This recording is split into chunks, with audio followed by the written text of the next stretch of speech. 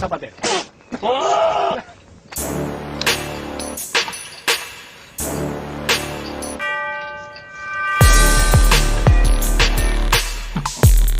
And we are live! Welcome back to Supreme Verdict. That's right, this is the second of our double header tonight. This is our second ever teams episode. And first off, I want to introduce myself. I am your co-host, Mr. Jon Dunning, and I am joined by not my usual person in the co-captain chair tonight, but a returning person, Mr. the Coach. Welcome, sir. Hey, what's up, everyone? How y'all doing? Yeah, so are you... Hello. Yeah. Are you excited for this very special second team episode of Supreme Verdict? Well, I totally interrupted y'all in the very first episode, just through the chat with my usual shenanigans and chat. I don't even know how I made it, actually. I was just like, y'all just popped up on my feed, and I was just, oh, look, John's on. So I was like abusing y'all over my phone, so it was great. Very nice. Well, very excited about this because I get to abuse verbally all four of these guys with my narrating voice. Let's go.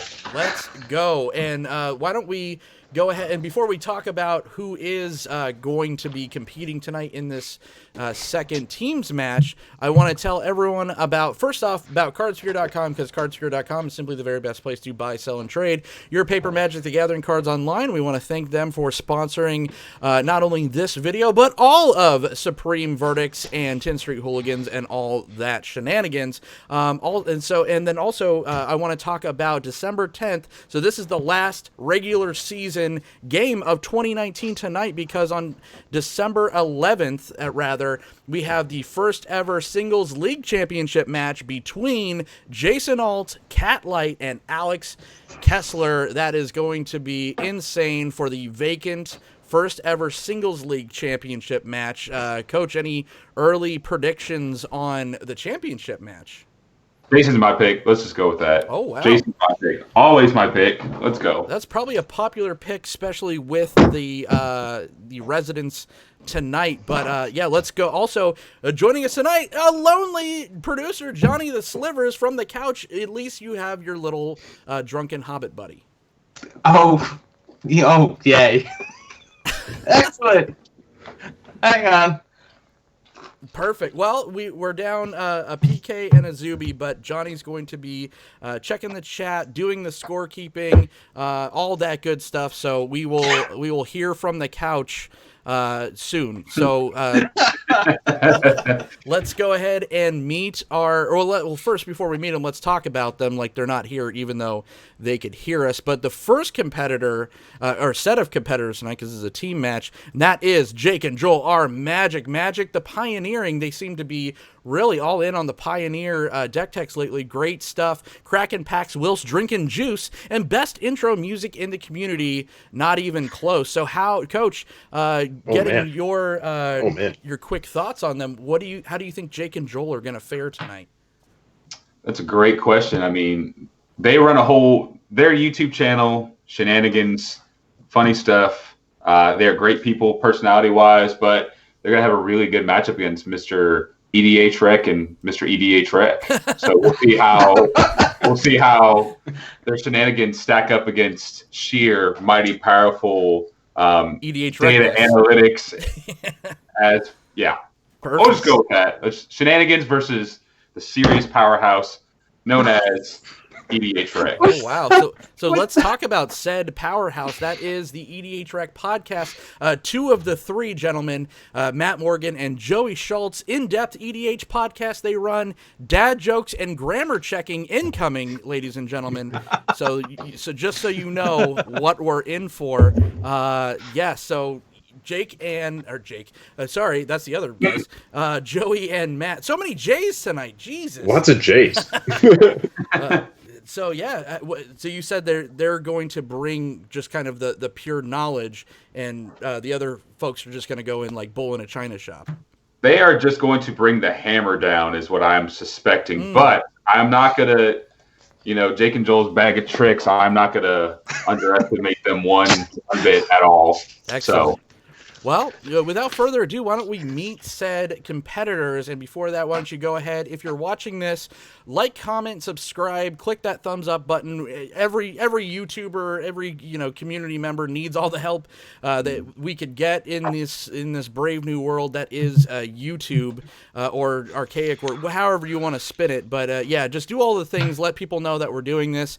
Share it around Twitter, and yeah. So without further ado, representing Jake and Joel are Magic with a record of 0 wins and 0 defeats.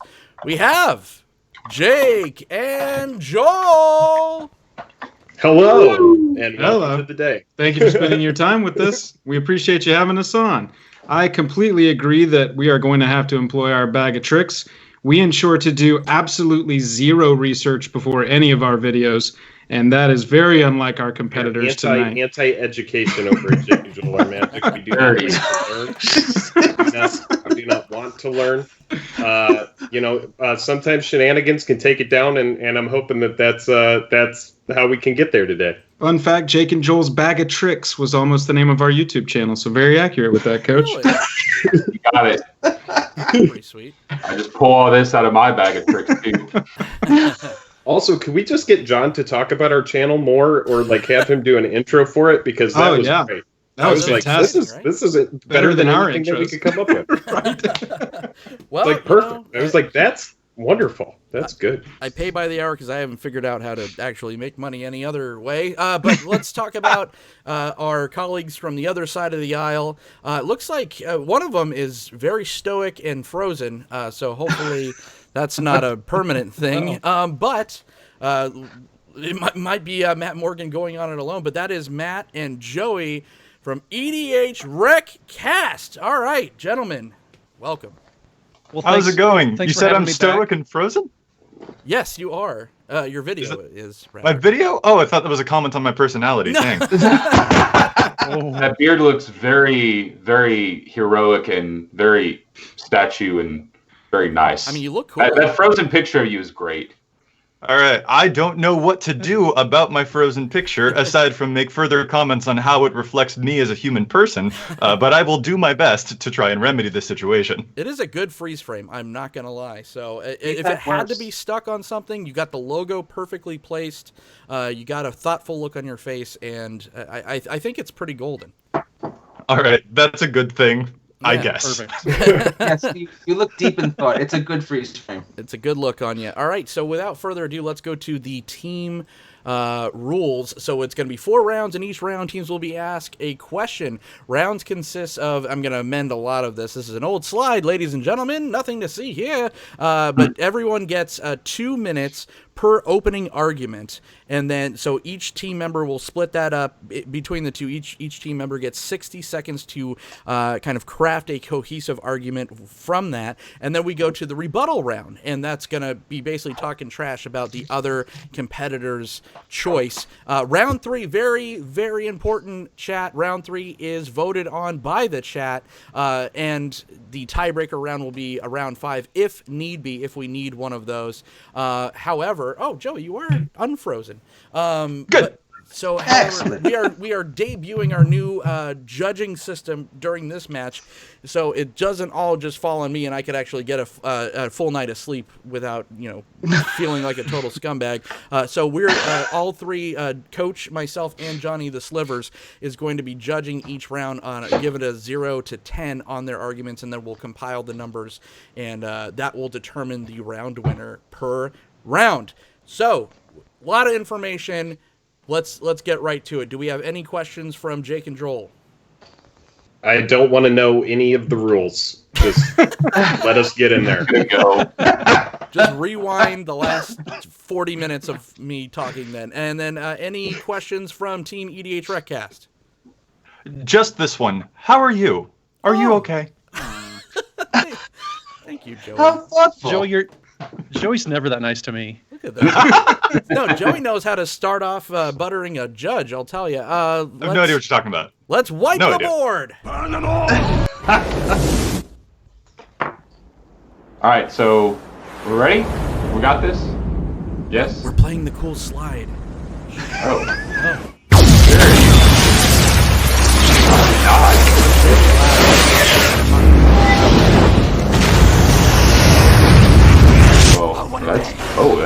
incredible. Yes. All right, we're back.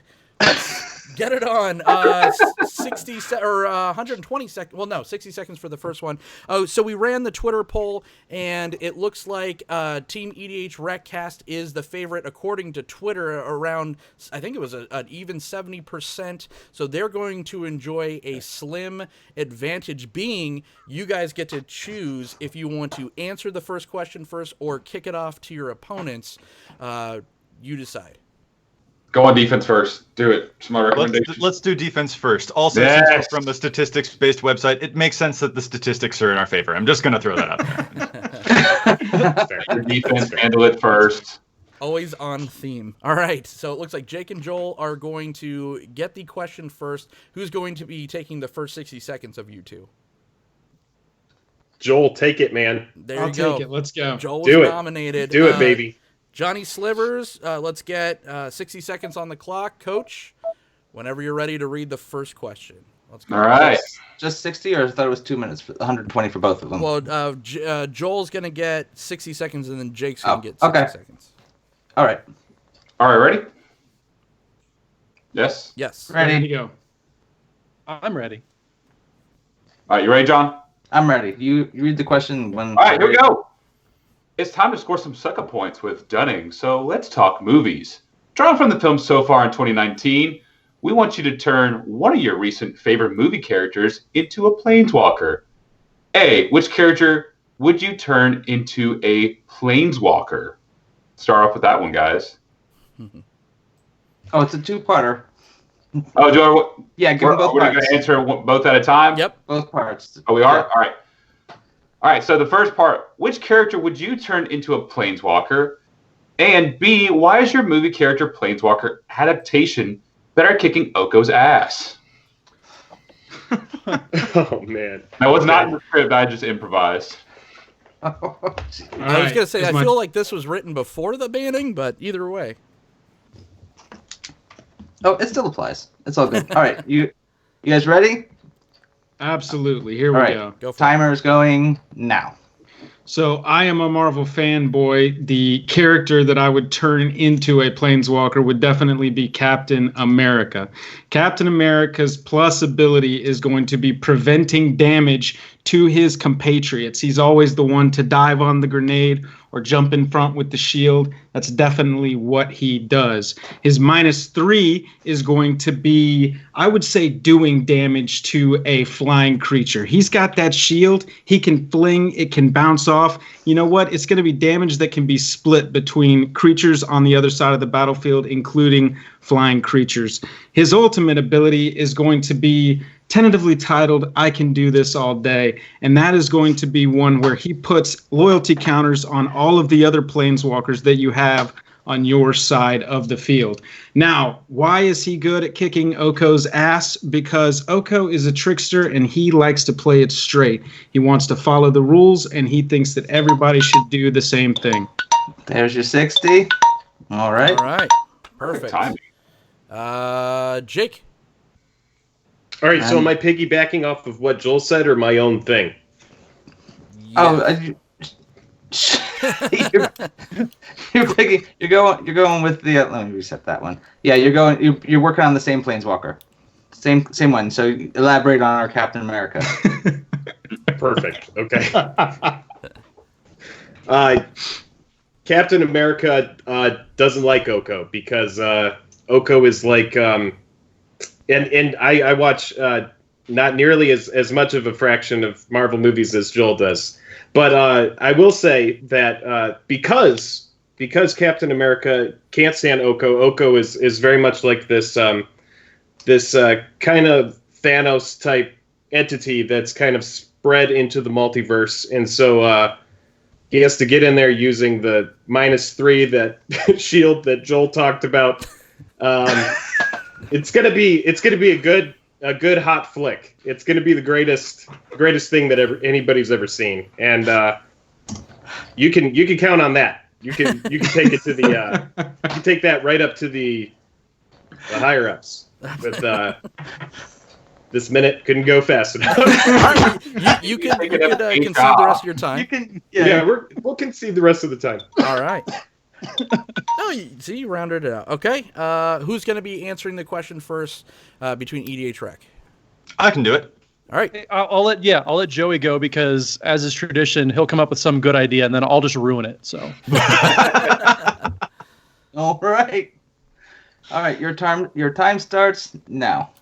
All right, captains are definitely really great. So Captain America is probably a good pick. But if we're talking about Marvel movies and captains, you got to go with Captain Marvel. I mean, that's just what we got to go with. That movie was splendid. Captain Marvel can have any number of abilities because she can clearly do like anything, which is awesome. I suggest some type of ultimate that probably says destroy target whatever you want, because that sounds pretty awesome. But what I would propose to be the best solution for her to get rid of Mr. Oko, the craziness elk maker man, is that Captain Marvel have probably some type of static ability, sort of like the planeswalkers that we saw in War of the Spark, where she can do a tacit, everything on your team has some type of hexproof or can't be targeted, some type of that ability, because ain't no man gonna keep her down and turn her into a deer. Absolutely not. All right. 60 seconds on the clock for Mr. Matt Morgan. Ready? The only veteran of the group, I might add, here. Only veteran. Well, veteran of Supreme Verdict. Yeah. That's true. Yes. Yes. Okay. And Okay. No pressure. clock is yours. So the clock is mine. So obviously, if you've seen Endgame, which I have as of 2 days ago, she obviously has Flash. Comes out of nowhere, and she saves the day. So, yes, she'll have a static ability, protect your own creatures, but she's going to have Flash, so when Oko does try to murk up your battlefield, she's going to protect you from that. So she'll have Flash to come in, save the day right when you need it with that static ability. She's also probably going to have something... I mean, and if you've seen any Captain Marvel scene, she's going to have some sort of minus ability to destroy target vehicle or just enchantment, really. She blows up a lot of things. She seems to be good at that. And she also, rides a mean motorcycle. So some sort of down tick ability to destroy vehicles, get rid of that. Along with the Flash, that's already a pretty versatile thing. She'll probably have, I would say, 5 or 6 loyalty to start, some uptick ability, maybe something to rummage a little bit. Who knows? But I think the big thing that we're going to focus on here is she does have Flash. She has the speed to come across the galaxies almost at will. All right. Let's go right to the rebuttal round. First off, we want to say hello to everyone in the chat. Michael Thorington, Z-Bex, Ryan Crouch, thank you for being here. And remember, round 3, it is all on you to pick the winner. So let's start off with the rebuttals. We'll just keep in the same order. I believe Joel was first. So why is Captain Marvel not the pick? And go. So I more want to talk about the design of Captain Marvel coming from y'all. Captain Marvel's greatest power is her photon blasts. She's going to be dealing damage, pew, at range, similar to the Captain America Planeswalker. Was it a derivative design of mine? I don't know. The Flash was a good idea. I do like Flash. But her photon blasts are going to be one of her greatest assets. She's also great at hand-to-hand combat, and so she may be able to have some fight abilities that are going to protect her friends as well. Overall, Captain America is going to be preventing damage, and he's going to be deflecting that back. And then the fact that he can just pump everybody up on your team with his I can do this all day ability is just going to make him a better answer to any multiverse threat that might be facing the planeswalkers of the world or the realm like Oko. All right. Right over to Joel. Let's build upon this argument. Let's close out round 1 for your side.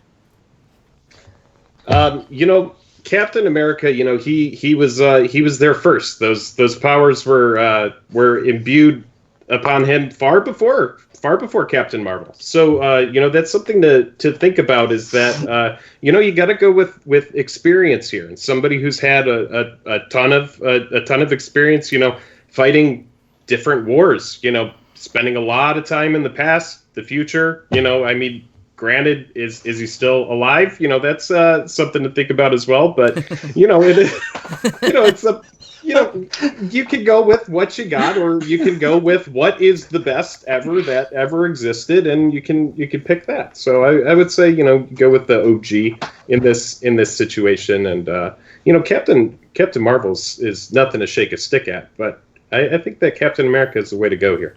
USA. Oh boy. USA. Coming off an impeachment inquiry, you ballsy. All right, let's go back over to EDHREC side. Joey, rebuttal time.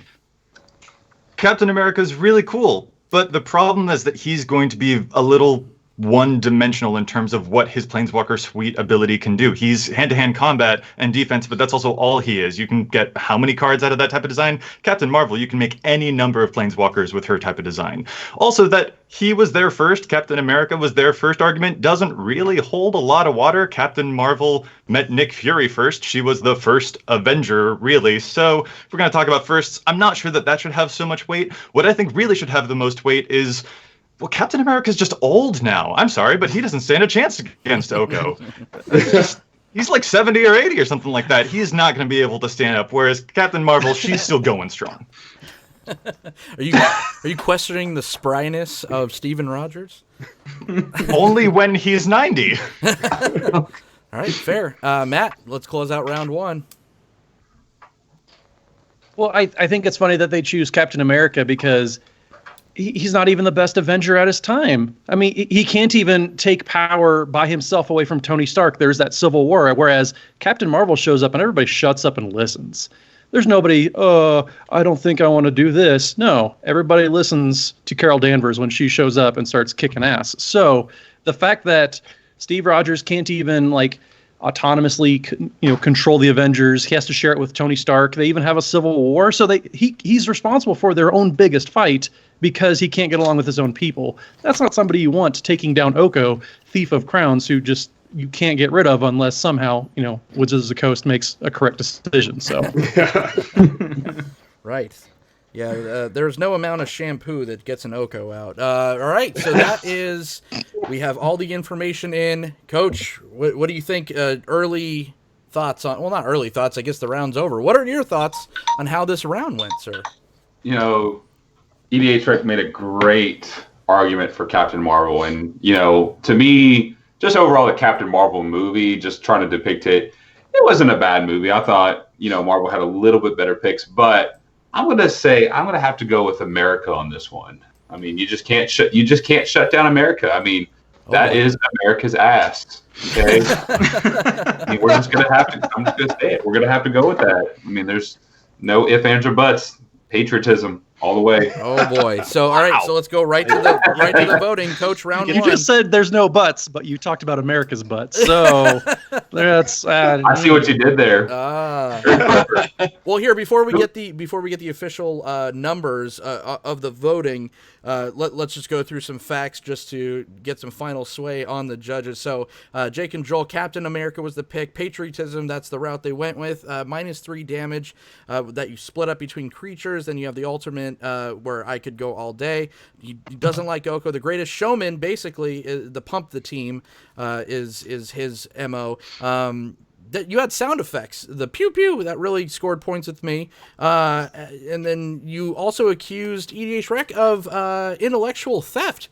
That was we'll see how that works. Trickery. The bag of tricks is coming out. Low blow, Joel. Not cool. The pick was Captain Marvel. You had a static ability for the Planeswalker, like the War of the Spark. Planeswalkers protect all the creatures. She has flash, destroy target vehicle, narrow, but okay. I mean, with all the other protection and all that, so I get it. We got to water it down somewhere. Not as experienced is what Jake and Joel said about Captain Marvel. They said that Captain was the GOAT and the OG. And then the first Avenger, which you guys rebutted, said she is the first Avenger and she has great versatility, and everyone listens to Carol Danvers. So let's go ahead around the horn, starting with Coach. From a scale of 0 to 10, what do you give Team EDHRECast? For their score, yes. Probably about overall. What? You try that again. You went potato for a split second. Oh, did I potato? I was gonna say their overall for this round 6 out of 10. If I were to give them a score. All right. 6 out of 10. All right, and for we'll do this first. Johnny. Are we scoring EDHREC. both teams or just EDHREC right now? Yep. I think EDHREC had a strong argument. I gave them a 9.2. I think they had some good details in there. Good flow to the argument and good counterpoints. I think it was strong. I too was quite swayed with the Captain Marvel pick, but I'm going to give it an 8 out of 10. There was a couple flaws in there, but I think overall it was a solid showing. So that's quite a disparity between the judges. So we'll see how that works out. So, Coach, what about Team Jake and Joel? I would say I'm going to give them probably like a 8.1. What's with the decimals, people? Johnny started it, all right? And, I mean, I'm just following. All right. I like So, the 8.1. 8.1. 8.1. We're going with 8.1. Producer. I think in the first half, Jake came out a little shaky in that one, but they had some good arguments there. It was a good showing. But I think they maybe didn't pick the strongest option there when we're comparing Marvel things. It's like I think the counterpoint that I think they got dinged on that counterpoint where Captain Marvel is technically, she shoots beams out of her fists. So unfortunately, I was a good show, but I gave him a 7.8. Yeah, I will also. Well, I'll go with a 7 even. I think that it was Captain America. He's a safe pick, but does the age hold up? We will. It's not even like he's just 90 years old. He's like 490, right? So so that's round one. We'll see how that kind of shakes up in the next or going through the game. Let's go right to round 2. So who is you don't have to say the numbers specifically, Johnny, but who's the round winner so we could pick or so we could see who answers first. You want me to just add them up and just? Oh, I got it first already. Okay. All right, so we got 23.2 for EDHREC and 22.9 for Jake and Joel, our Magic. EDHREC takes round 1. So Joey and Matt, will you like the round 2's question first, or give it over to Jake and Joel? Matt, what do you think? Stay with the defense. I don't know. I like the idea of we'll return the favor and we'll go first, but at the same time it worked for us the first time, so we'll let them go first again. Stay with the defense. All right, Stay with your defense. Yeah.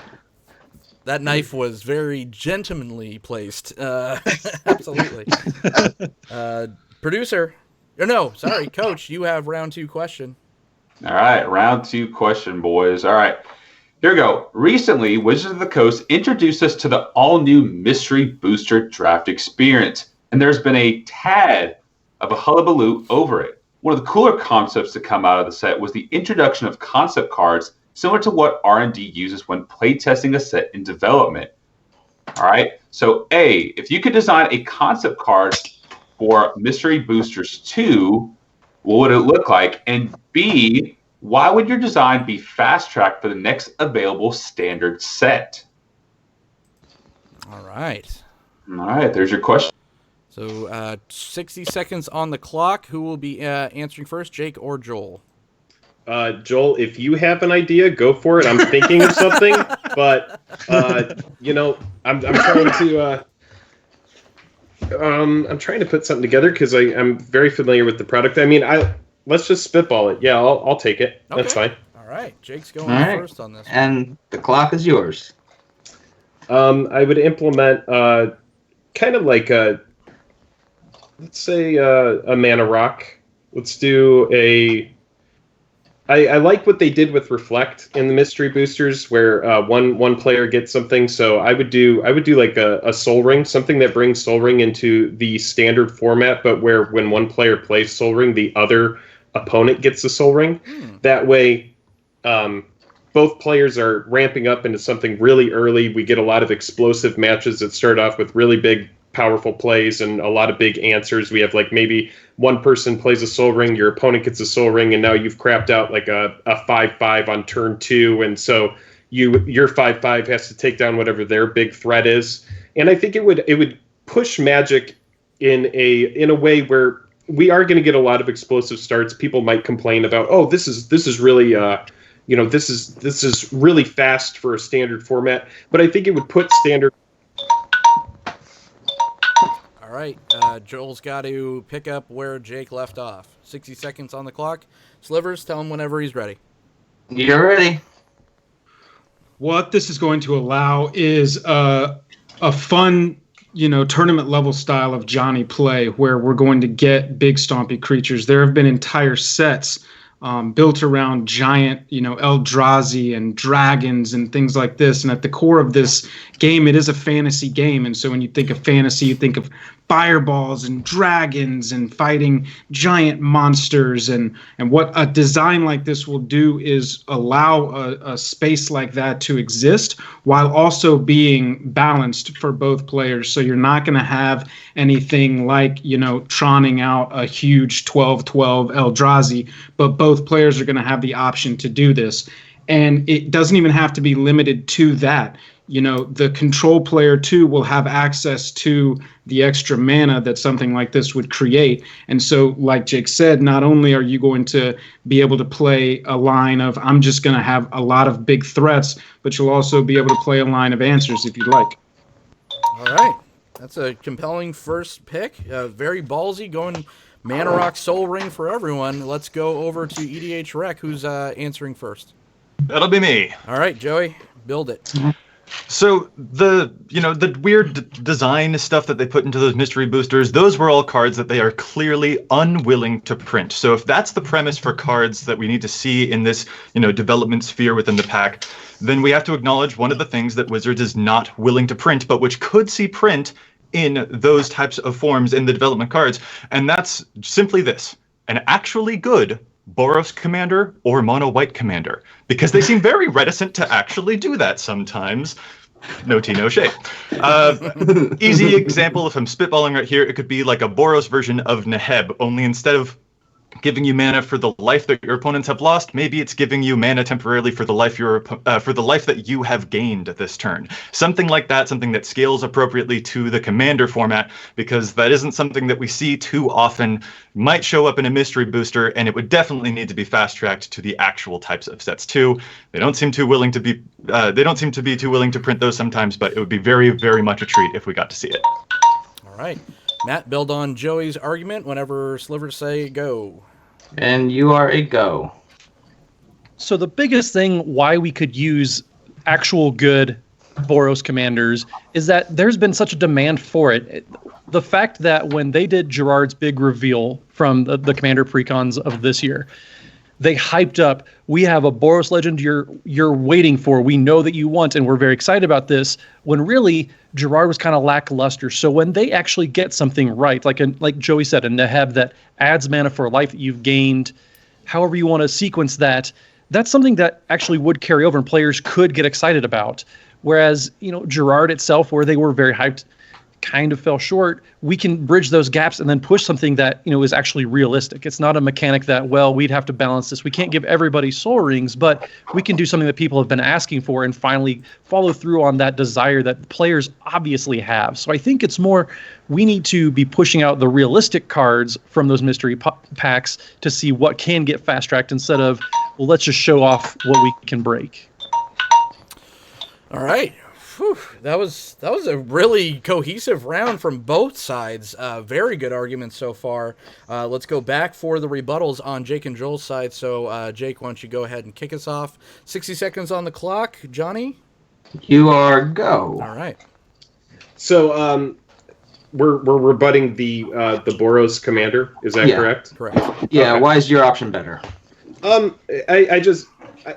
For me, and a problem with Magic the Gathering is that sometimes I find it has become kind of a stale game, and I know that I'm never ever going to get to play Vintage unless I proxy all of the cards, and so I feel like this kind of thing, coming back to have Soul Rings for everybody. Just kind of have your current player base experience this form of Magic that was in the beginning and in Vintage and all of the Moxes and Black Lotus and just these explosive starts.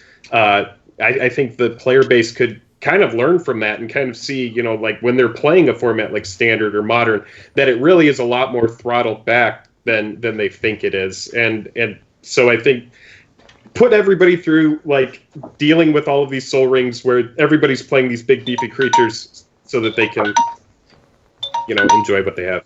All right, Joel. That was a hit below the belt after the clock, but Judge says we'll allow it. Let's go right over to Joel. Close out round 2.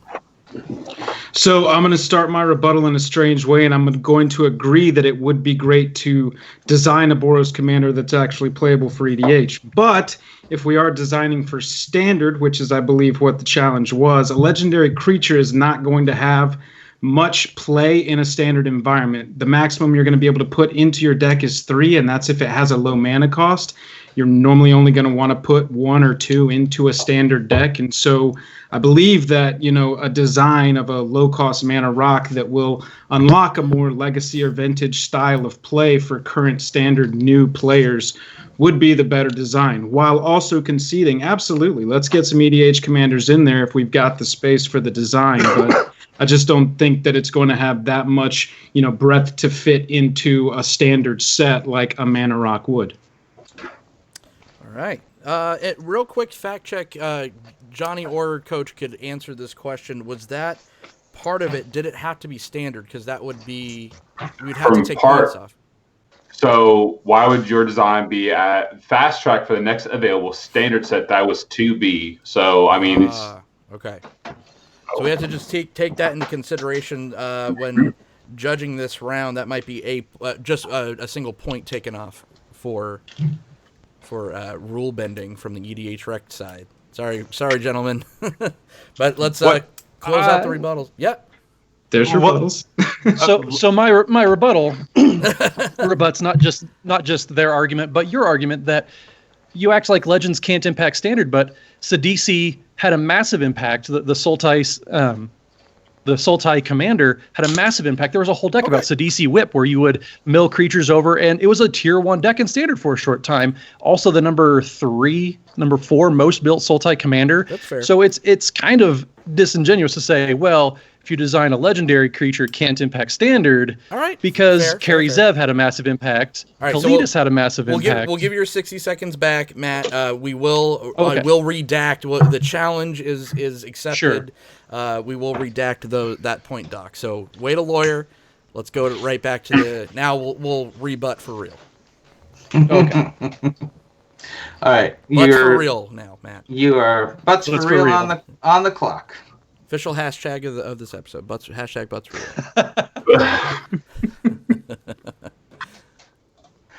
real. Okay, EDH, you're a go. Sorry, is this me or is this Matt? Yeah, it's Joey. Yeah. It's me? Alrighty.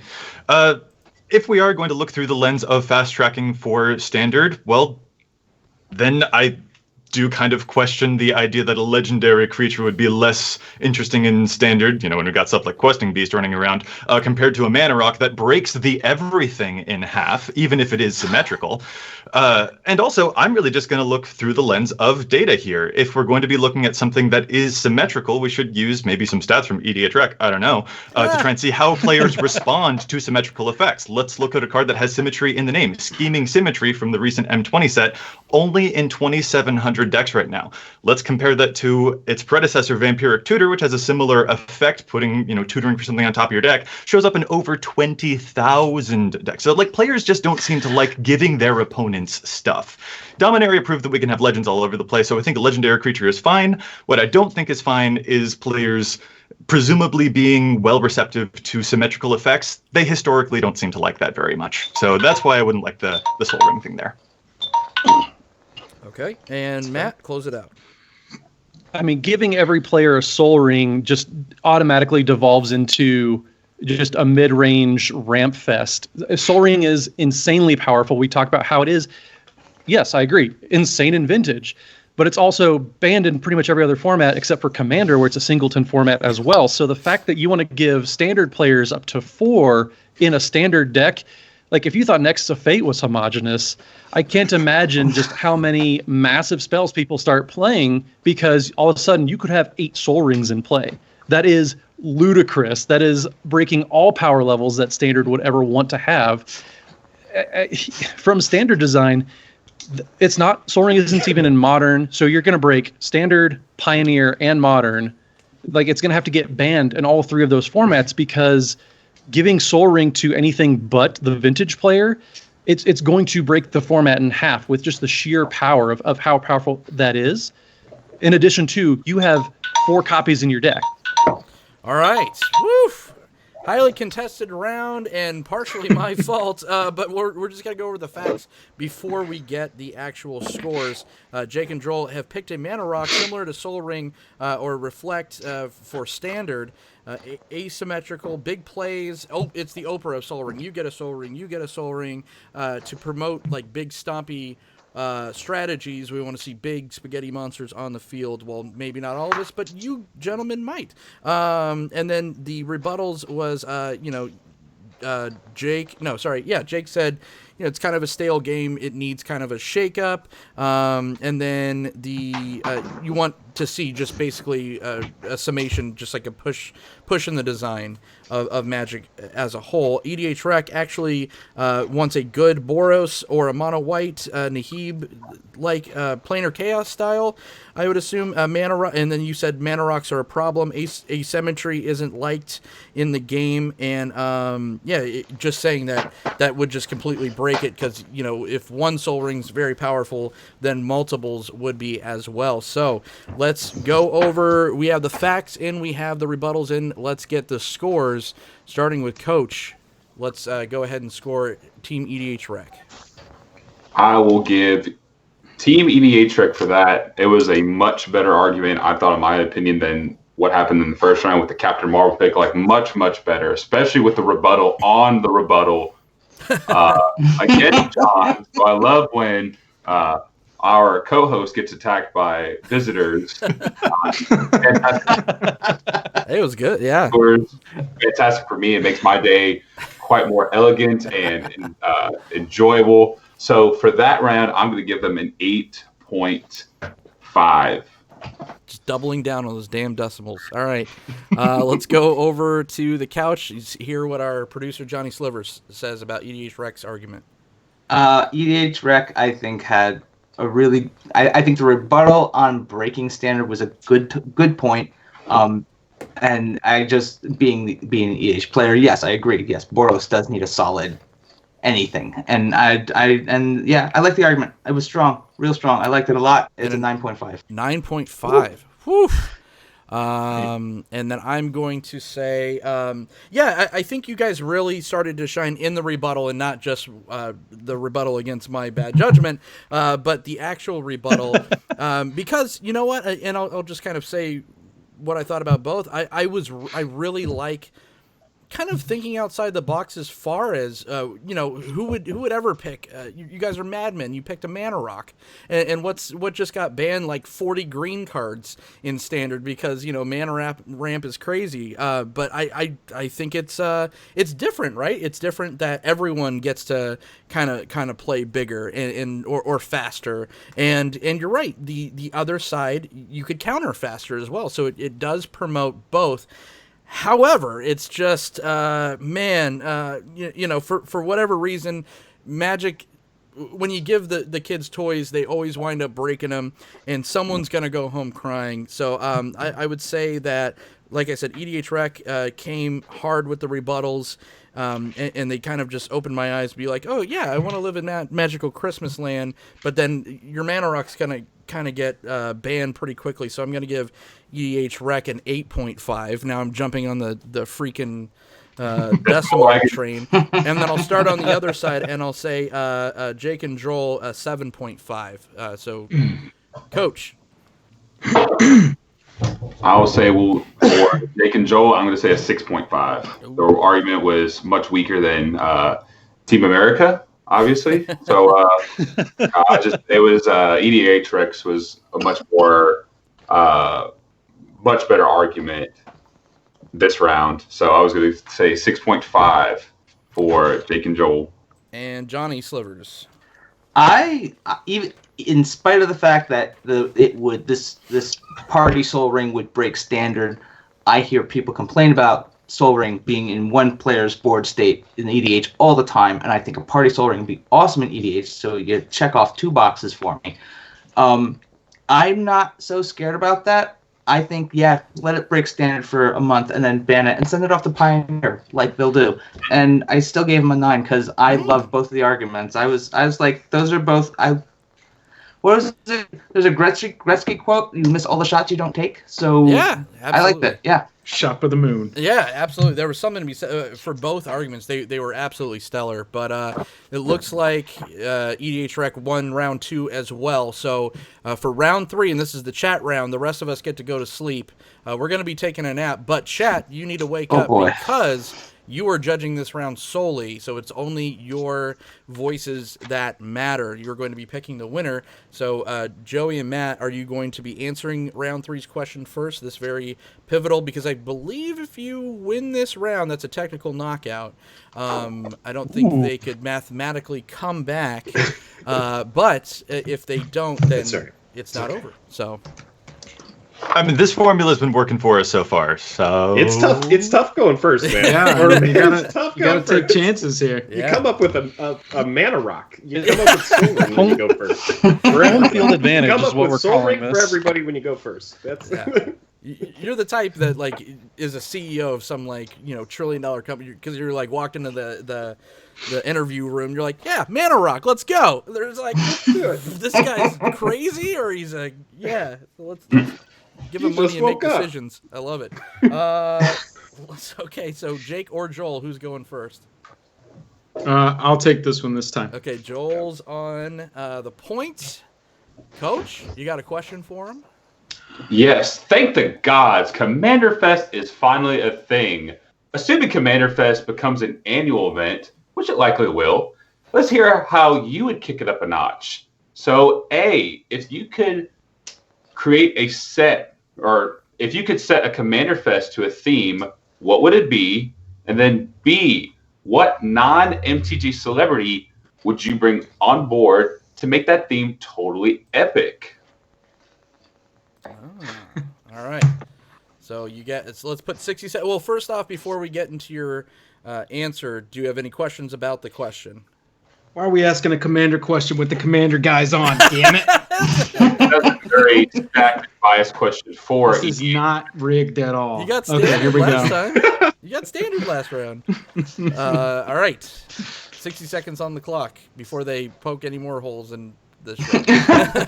Okay. All right, we're ready. Go ahead.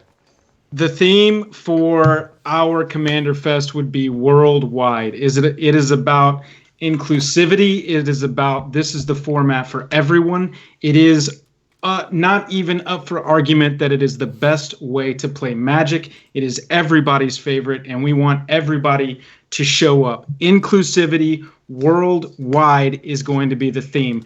And you know what? We're taking another chance. Who better to just encapsulate the worldwide theme than Mr. Worldwide himself, Pitbull.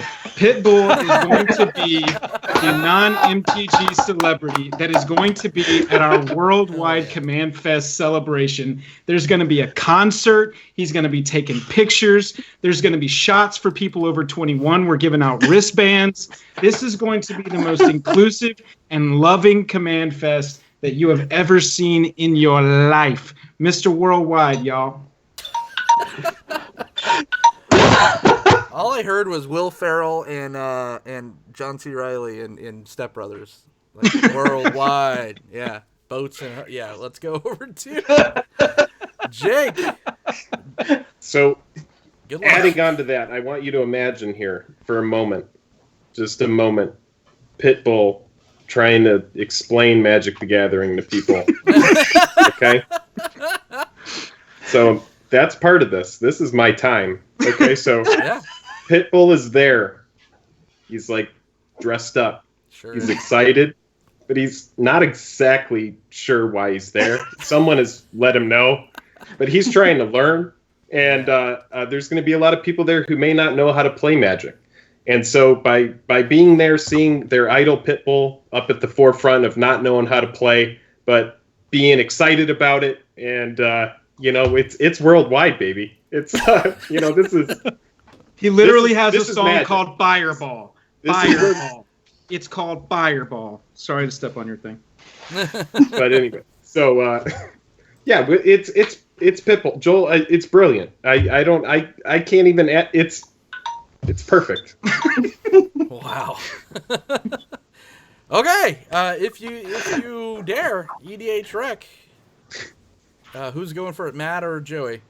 I'll eat this one. Cool. Matt's taking it. I'll take it. 60 seconds on the clock, Slivers. And we're ready. Let's go. Now, it is hard to beat somebody who's just going to shout, Tokyo, Sao Paulo, into a microphone the entire time. But I think it would be very, very cool to have different themes at different Magic Fests. So, say, you go down to Command Fest Dallas, for example, you have everything is Tarkir themed. It's hot down there, kind of desert. Texas is Texas, so let's call it what it is. So you have everything themed after kind of what is going on in that city. Orlando could be a Zendikar theme where you have the big monsters. Everything is kind of experienced through the lens of what is going on a certain plane, and that gives a uniqueness still to every single Command Fest. So you're not going to the same experience as everybody else. You get something unique that nobody else gets to go to. It's something that just those people in that room get to share together. So say you go to Denver, you have all the mountains there. Maybe you have a Chandelar-themed Command Fest. I think that'd be something that a lot of people would really attach to because that's something that they get to have, tied to where they're from. As far as celebs come, man, you have to beat Brandon Sanderson. He was on the game nights recently for Command Zone. All right, Joey, bring it home. I really like that idea of theming each of the different Command Fests around where they're located. I think we can even go one step further. If you are at a Command Fest here in Seattle and that's themed after like Ixalan or something, each of the sections within the Command Fest where you have them broken down by different formats, that can also be its own place within that world. So if I'm in Ixalan, Seattle or whatever, I can go up to play casual over at the temple here, or I can go down and play more competitive in Razka or something like that. So we can theme it even within the Command Fest itself, not just within a location within the actual country. As for guests, let's go with an Avenger because they kick ass. So how about we bring someone like Chris Pratt into the mix, because he, as I understand it, also a bit of a nerd, and he will make a bit more sense than Pitbull, who's sitting out there shouting Mr. Worldwide into everyone's ears while they're trying to focus on a game. Wow. All right, snuck in a little rebuttal on the end of that initial introduction round. Let's go back over to Jake and Joel. This is for all the marbles. Or to stay alive, rather. Let's go, Joel. 60 seconds on the clock. I like the different themes. I think it might prove a little bit of a logistical nightmare for whatever company is overseeing this, be it Channel Fireball. Star City might have to get involved so that we've got enough of coverage and planning to make each individual one good. And one of the problems with that is you don't want to have any of them be bad. You do want to have a unique experience that's fun for whoever goes, and they have a connection to it because it's tied to wherever they live. But I don't want to go to Command Fest Kamigawa personally. So if we end up with that one, it's not going to be a thing that I'm interested in. Also, two celebrities would be good. We've got Brian, the author, and we've got Chris Pratt, the actor. If we can afford Chris Pratt, that's a pretty expensive ask. I think Mr. Worldwide he's just in this for the fame. He just wants a little popularity. He's going to be more than happy to just kind of come out and make sure that his influence spreads even further. But if you think we can get Star-Lord, let's get Star-Lord, dude. I'm on board. All right. Pick it up, Jake. Yeah, I have to agree. I think that having a different theme wherever you go, like you're in Texas, and so it's like we're gonna do Amonkhet block in Texas. I don't know. I think it's just it's tough. It's tough for me to get behind that, and you do have to kind of go with what is a realistic choice. And I really do think that Pitbull is like sub list. He's like not B list or C list. He's just like hanging out. Like you can probably, if I wanted to tomorrow, get in touch with Pitbull. I think by the end of the day I'd be able to do it. I think if I really took my time to do it, I think I could get on the phone and I could get in touch with somebody who could point me in the right direction. And I think if Wizards of the Coast really threw as much spaghetti at the wall as possible, yeah, we would have Pitbull dressed like an Eldrazi. We can get Pitbull, dude. I had to cut away to Johnny Slivers just to get his reaction on this. His live reaction.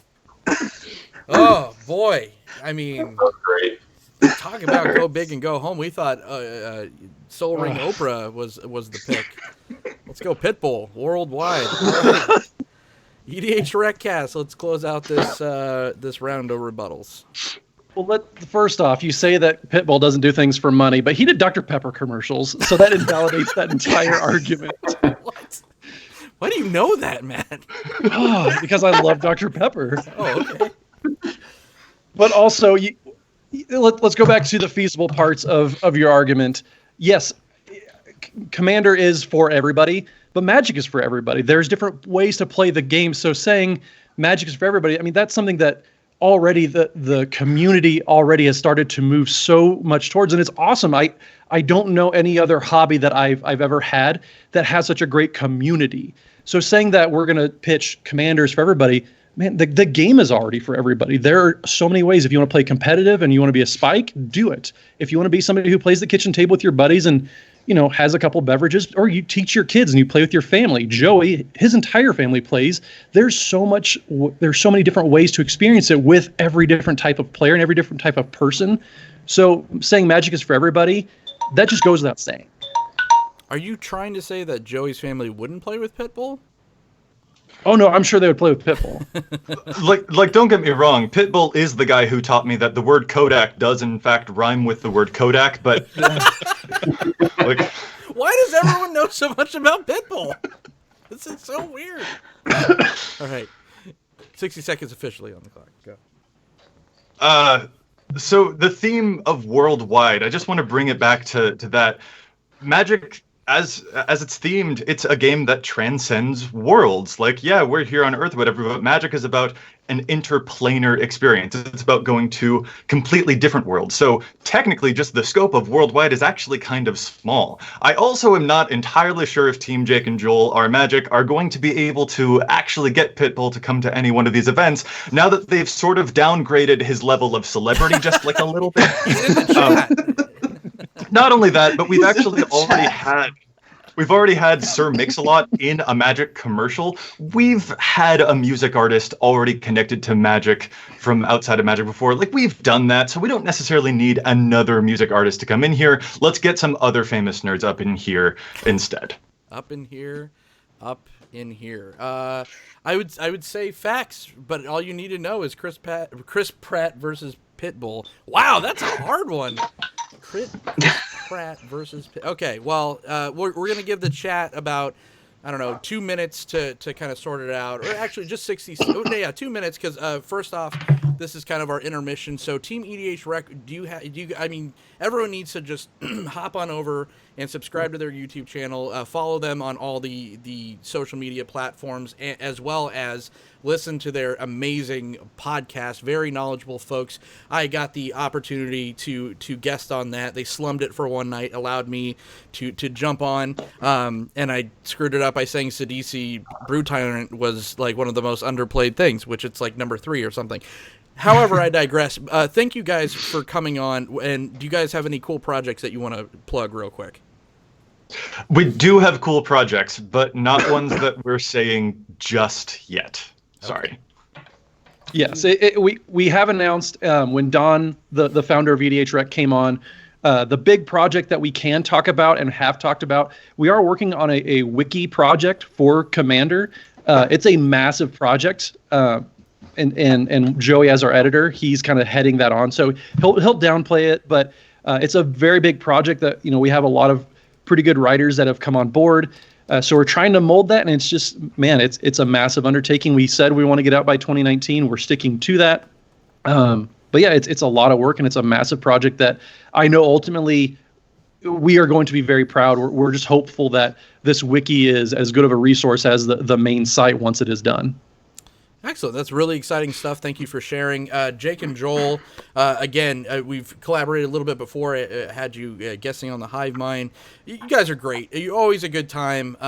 Just great stuff. Go smash that subscribe button on their YouTube channel.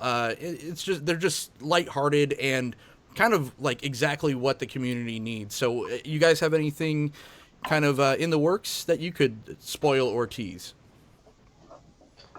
Juice and packs. Yeah, we got we've just started. We have figured out now how to make our Juice and Packs an ongoing series. It is going to be every Friday. Excellent. Lots of people have asked for that. It's going to include kind of a giveaway aspect of it.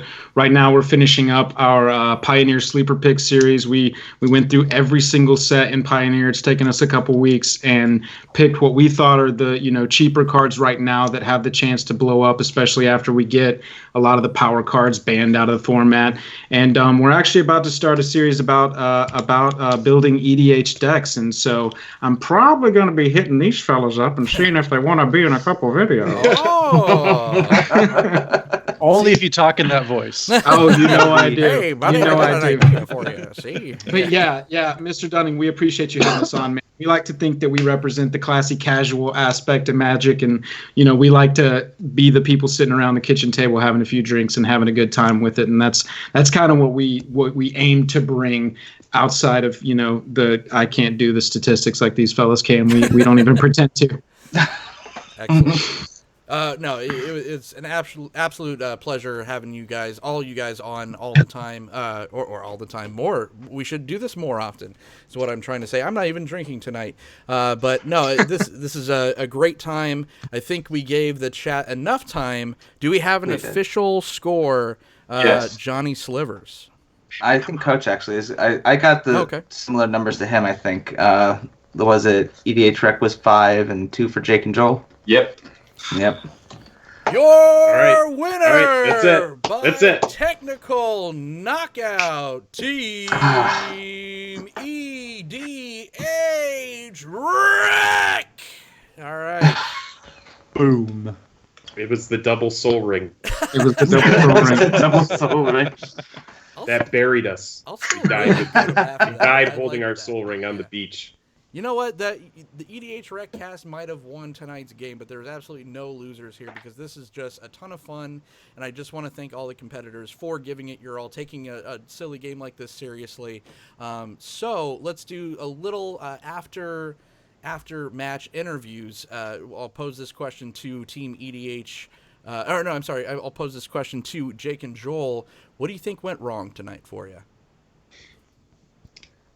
Ooh, well, I'm going to say just straight up, I am not into Marvel. Like, you want to talk to me about Alien or Predator or any other sci-fi shit, most likely I'm going to be able to talk to you for a while. But when it comes to Marvel, I'm like, all my friends love that stuff, and I'm going to stay home and watch The Office for the 175th time. Good man. But no, I do think, going first, you're at a strategic disadvantage. Your opponents get to hear your argument. They get to kind of craft what they want to come up with on the go. So very good strategic move to our opponents. I think that's the right choice. That's what I would have done. I do think coming up with Soul Ring for everybody, I mean, obviously, as I was saying it, I was like, Jake, this is a ridiculous choice. This is going to be banned so quickly. This is just awful. And that was the closest score. That was the closest round score-wise, Yeah. so we're all too terrible. Yeah. But Joel, I mean, if you almost got paid anything. off. Yeah. Yeah, what went wrong, bud? Oh man, what went wrong? We woke up this morning. That's what went wrong. We tried to go up against these big brains over here, massive gamer brains, and we brought our baby gamer brains today. That's it. So we gotta go bury our we gotta go do some Legos or something. Play some Minecraft. This is not for kids. I would love to have. This is not for kids, Kappa. Yeah, I would love to have you guys back on. I think this team is. Yeah, is there a losers bracket? Well, there might be. This team is very strong still. Throw a name out in the multiverse, Jake and Joel. Who would you like to face next? Oh, man. Pitbull. Apparently, Jake can make that happen. He's going to contact him by the end of this. Yeah, let us know if you need us on the losers bracket. We'll bring Pitbull. No, actually, hang on. I want to get this right, John. I actually have... There's a little bit smaller. Okay, have you ever heard of Time Walk TV? At Time Walk TV, Yeah. Ron Thoman. Yeah. I recently connected with him, started watching some of his content. We started discussing, the potential of doing some collabs. So that's my little shout out, my legit shout out. Also, we're gonna try and get Pitbull, so we'll call you after we get that. Perfect. We are standing by. Let's go over to our winners tonight, Team EDHRECast. Matt Morgan, like I said, you were the only one in the competitors that have played this game. How does it feel to be on the other side of the column of the winner-loser bracket? On the winning side, it feels pretty good, actually. I felt a little more prepared thanks to having, I got redesigned and had partner this time around, so I brought Joey along, and it feels nice to have somebody who's smarter than me on my team. So yeah. Well, that's good. So what do you think went right, Joey? I mean, when you sit down across from a single opponent, you have to ask, do you want to be on the draw or on the play? And for this particular format, being on the draw was the correct way to go. Like two-headed limited. Yeah. Yeah. Exactly. And same question, maybe not a loser's bracket tournament, but anybody shout a name out into the ether. That's not Pitbull. Let's be original. Yeah, sure. Let's pick someone else. Everyone's targeting, our favorite worldwide leader. But who would you guys like to go against? It'd be pretty darn funny to actually take this team and then sever it, and then it's me against Matt. Oh. That'd be pretty entertaining. In terms of someone that I know would absolutely trounce me, it's my absolute idol, Erin Campbell from Magic Mike's. Okay. She is my dredge queen. It would be an honor to be defeated by her in any game or any debate show. I just want to throw this out there. Joey loves Aaron so much, he would throw the match just so he lost on purpose. I 100% believe Joey would do that. I don't need to throw the match. That's how good she is. Anyway. Well, I don't have Pitbull on Hotline, but Ruben Bressler did, and he is on Magic Mike's. He did compete. So that might be our through line to maybe make that a reality one day. So I want to thank all of our competitors. Thank you so much. I love you all. Where can everyone find you? One last sign off, Jake and Joel. YouTube.com/Jake and Joel are Magic. We've got a Twitch stream 2 nights a week, Tuesday and Thursday evenings. Perfect. And Team EDHREC. You can find me at Joseph M. Schultz. You can find Matt at Mathimus55. That's on Twitter. And then, of course, just using EDHREC, our episodes go up there. We do have a YouTube channel for the podcast audio as well. But if you stick around EDHREC long enough, you're going to find our content. We just like to make it available there as much as we can. Perfect. Thank you guys so much. Coach, when you're not sitting in that co-captain's chair, you are doing a lot of stuff on the Card Bazaar. So stay tuned to all the great stuff there. And where can everyone find you, sir? Everyone can find me at the Card Bazaar on YouTube by going to that. Most recent stuff that y'all probably figured out that I've been doing with the audiobooks. So the Thran has been re-uploaded, and the Brothers War is out on the YouTube channel and on Anchor FM if you just look up the Card Bazaar. And you guys can find me on Twitter by going to Coach at the Card Bazaar CC. That's all I got. Excellent, sir. And the coach, we're at the couch. Oh, there's Johnny Slivers. Okay. Sir, this was fun. How did it feel to be in the judgy chair for once? And where can everyone find you, sir? It's good to feel judgy. You can find me on the Twitters at Johnny Slivers. You can find me here at Street Hooligans doing Supreme Verdict and our regular shows and our D&D episodes here on YouTube at Street Hooligans. They said, we said, that channel. Perfect. You already plugged everything for me, so I will just say if you want to talk movies or magic with me, you can do so at Orzov Dunn. You could watch our various stuff that we do, because it's a lot of fun. Tell everyone that we're doing this again. Go ahead and hit that like button, share it around, tell your friends, subscribe to the channel, and yeah, that's it for me from Seattle. It's rainy. Goodbye.